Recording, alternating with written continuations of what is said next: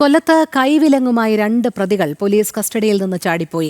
Thiruvananthapuram Palode police മോഷണക്കേസിൽ കസ്റ്റഡിയിലെടുത്ത പ്രതികളാണ് ചാടിപ്പോയത്. സെയ്ദ് അലവി, അയൂബ് ഖാൻ എന്നിവരാണ് ചാടിപ്പോയത്. കൊല്ലം കടയ്ക്കൽ ചുണ്ട ചെറുകുളത്തിന് സമീപം എത്തിയപ്പോഴായിരുന്നു സംഭവം. മനോജ് ചേരുന്നു. മനോജ്, കൊല്ലത്ത് കൈവിലങ്ങുമായി 2 പ്രതികളാണല്ലോ പോലീസ് കസ്റ്റഡിയിൽ നിന്ന് ചാടിപ്പോയത്. ഇവരെ പിടികൂടുന്നതിനുള്ള തീവ്രശ്രമം തന്നെയാണോ ഇപ്പോൾ പോലീസ് നടത്തിക്കൊണ്ടിരിക്കുന്നത്?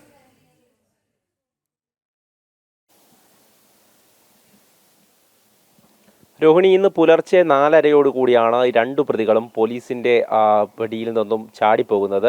അതായത് തിരുവനന്തപുരം പാലോട് പോലീസ് മോഷണക്കേസിൽ കസ്റ്റഡിയിലെടുത്തവരാണ്.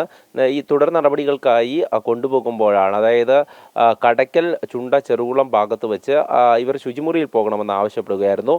തുടർന്ന് പോലീസ് അവിടെ വാഹനം നിർത്തിയ ശേഷം ഒരാളുടെ കയ്യിലെ വിലങ്ങ് അഴിച്ചു, മറ്റേയാളുടെ കയ്യിൽ വിലങ്ങുണ്ട്.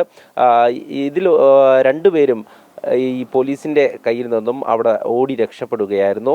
ഈ പാലോട് പോലീസ് കസ്റ്റഡിയിലെടുത്ത പ്രതികൾ അച്ഛനും മകനും, അതായത് 20 വയസ്സുള്ള സെയ്ദ് അലവിയും അച്ഛൻ അയ്യൂബ് ഖാനുമാണ് എന്നാണ് ലഭിച്ചിരിക്കുന്ന വിവരം. എന്തായാലും ഇവർക്കായുള്ള തിരച്ചിൽ തുടരുകയാണ്.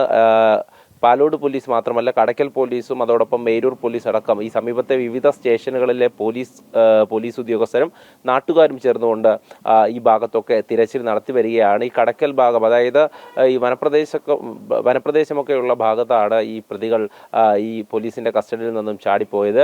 കൃഷിഫാമിലടക്കം അവിടെ പരിശോധന തുടരുകയാണ്. എന്തായാലും മോഷണ കേസിൽ കസ്റ്റഡിയിലെടുത്ത പ്രതികളാണ് ഈ പോലീസിന്റെ കസ്റ്റഡിയിൽ നിന്നും ചാടിപ്പോയിരിക്കുന്നത്. ഇതിൽ ഒരാളുടെ കയ്യിൽ കൈവിലങ്ങുണ്ട് എന്നുള്ളതാണ്.